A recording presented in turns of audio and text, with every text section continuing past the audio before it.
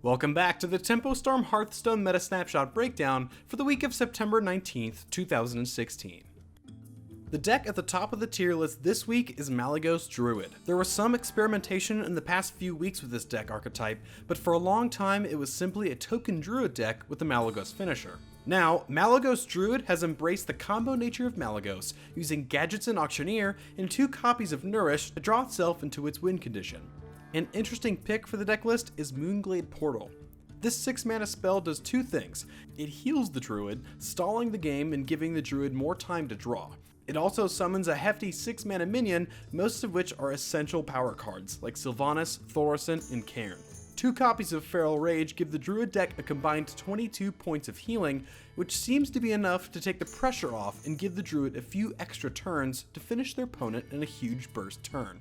Mid-range Shaman seems to have overtaken its aggro brethren in Tier 1, and this time it isn't sporting a Tunnel Trog or the legendary common 4-mana 7/7 Flame Wreathed Faceless.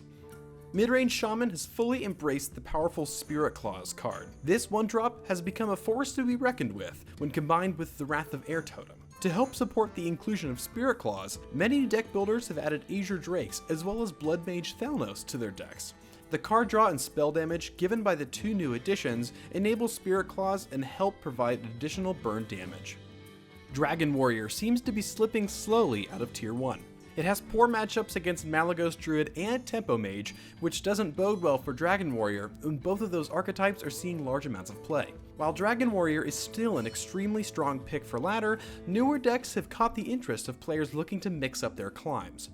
Part of the reason Dragon Warrior has remained in Tier 1 is because of Bookworm's ability to kill important mid-range minions like Fandral Staghelm, Thunderbluff Valiant, Elise Starseeker, Violet Teacher, and other Bookworms. This has given it versatility even though much of the meta is beginning to push against Dragon Warrior.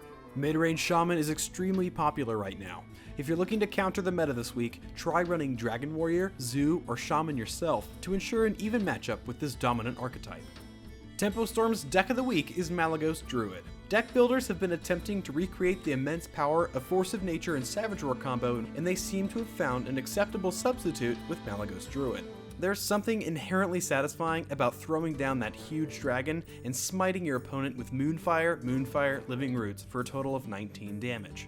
If you enjoyed this week's Meta Snapshot breakdown, be sure to leave us a like or favorite. We'll see you next week. Paladin took the classic game plan of the Murloc archetype and flipped it on its fishy head. Murloc Paladin seeks to play a few key Murlocs such as Bluegill Warrior and Murloc War Leader, then stall until